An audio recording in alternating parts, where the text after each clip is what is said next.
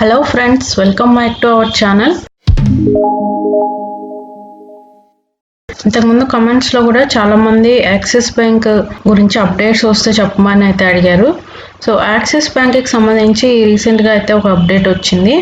ఇది official site. మనం ఈ సైట్లో చూస్తే కనుక ఇక్కడ resolution framework for COVID-19 related stress, so restructuring of credit facilities or credit card dues under the resolution framework for COVID-19 related stress అనే మనకైతే రిజల్యూషన్ ఫ్రేమ్వర్క్కి సంబంధించిన గైడ్ లైన్స్ అనేది సైట్లో అయితే అప్లోడ్ చేయడం జరిగింది.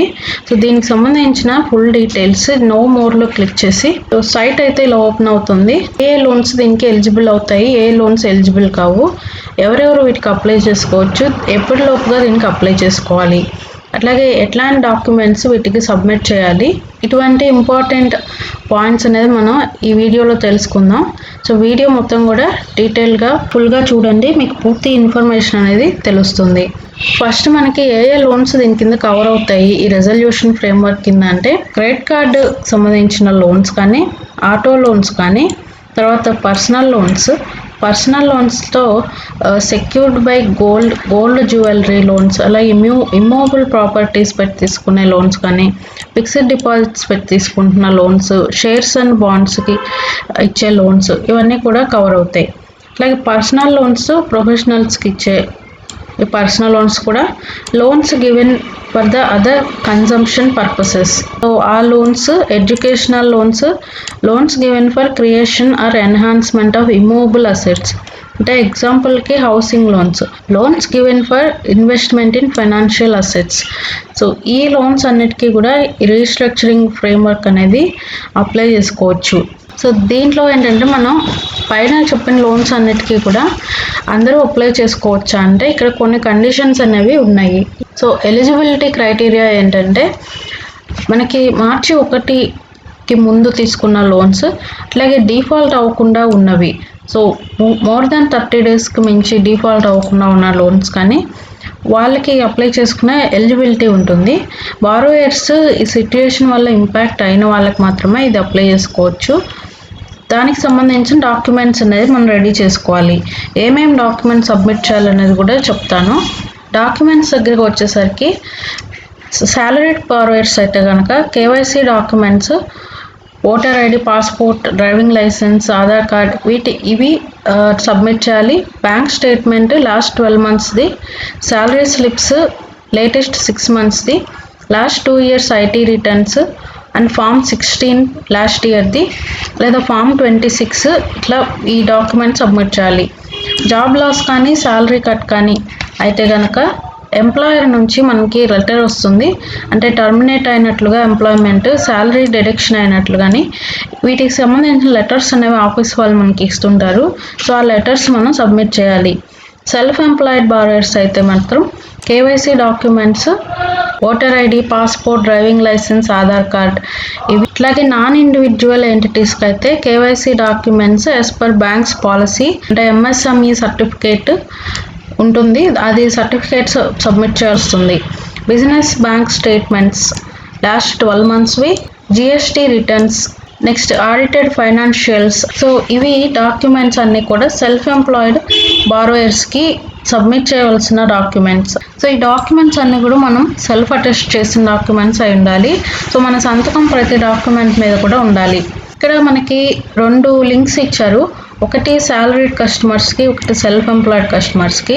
సాలరీడ్ కస్టమర్స్కి to download the application or request letter and document list, click here అని చెప్పి ఇక్కడ ఒక లింక్ ఇచ్చారు. ఈ లింక్ మీద మనం క్లిక్ చేస్తే ఈ అప్లికేషన్ ఇలా ఓపెన్ అవుతుంది. అప్లికేషన్ని డౌన్లోడ్ చేసుకొని ఇది ఫిలప్ చేయాలి.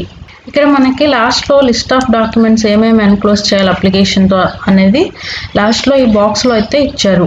అట్లాగే సేమ్ అదే అప్లికేషన్ సెల్ఫ్ ఎంప్లాయిడ్ కస్టమర్స్కి ఇక్కడ క్లిక్ హియర్ అని ఉంటుంది, దాని మీద క్లిక్ చేసి డౌన్లోడ్ చేసుకోవచ్చు. తర్వాత మనకి క్రెడిట్ కార్డ్స్ అయితే in case of credit cards bank యొక్క వెబ్సైట్లో మనకి లింక్ అప్లోడ్ చేస్తారు. ఆ లింక్ మీద క్లిక్ చేసి డిక్లరేషన్ ఫామ్ని ఫిలప్ చేసి లింక్ని సబ్మిట్ చేయాలి.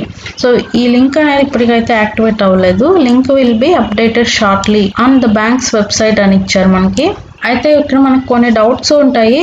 ఈ లోన్స్ అనేవి మార్చి 1 కంటే ముందు తీసుకున్న లోన్స్ అయినా మార్చి 1 తర్వాత తీసుకున్న లోన్స్ మీద కూడా ఇది అప్లై చేసుకోవచ్చా అంటే ఇక్కడ మనకైతే నో అని చెప్పారు. మార్చి 1 తర్వాత తీసుకున్న లోన్స్ 1 తర్వాత లోన్ తీసుకొని సిచ్యుయేషనల్ ఇంపాక్ట్ అయినా సరే రీస్ట్రక్చరింగ్ ఫెసిలిటీ అనేది వాళ్ళకి అవైలబిలిటీ ఉండదు.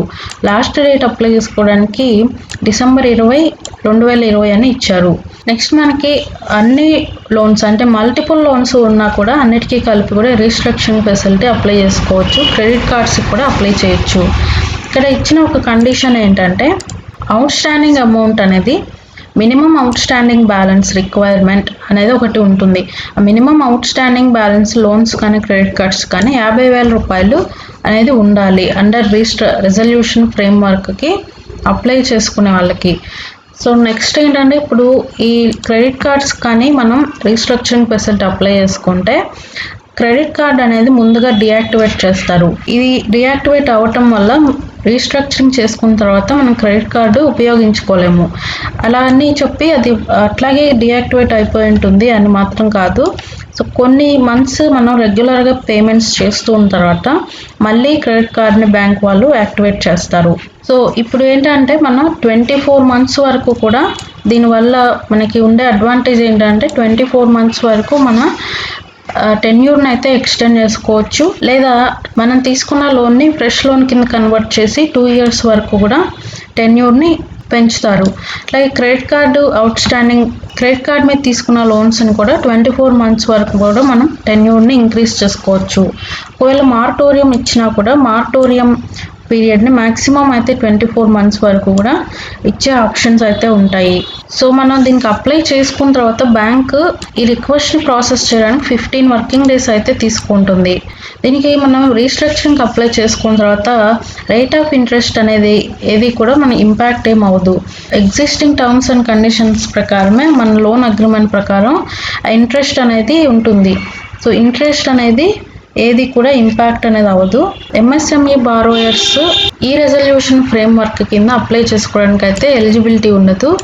వాళ్ళకి micro, small and medium enterprises సెక్టార్కి restructuring for advances guidelines issued by RBI on August 6, 2020 వాళ్ళకి సపరేట్గా ఇచ్చిన గైడ్లైన్స్ ప్రకారం వాళ్ళు అప్లై చేసుకోవాల్సి ఉంటుంది.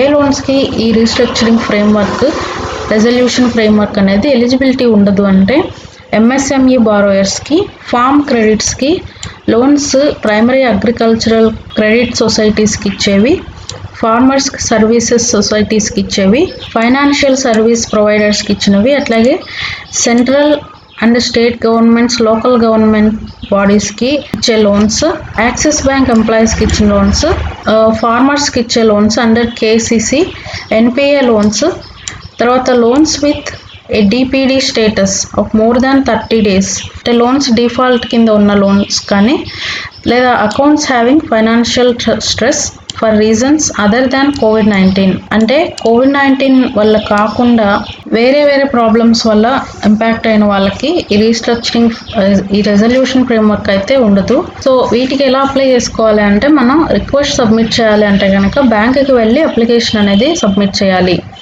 మరిన్ని డీటెయిల్స్కి అయితే మీ రిలేషన్షిప్ మేనేజర్ని కాంటాక్ట్ చేయొచ్చు. సో ఇది యాక్సిస్ బ్యాంక్కి సంబంధించి లేటెస్ట్గా వచ్చిన అప్డేట్. మరిన్ని వివరాల కోసం మీ దగ్గరగా ఉన్న యాక్సిస్ బ్యాంక్ బ్రాంచ్కి వెళ్ళి డీటెయిల్స్ కనుక్కోండి ఎలా అప్లై చేసుకోవాలి అనేది. మరిన్ని అప్డేట్స్ కోసం ఛానల్ని సబ్స్క్రైబ్ చేసుకోండి, బెల్ ఐకాన్ మీద క్లిక్ చేయండి. Thank you.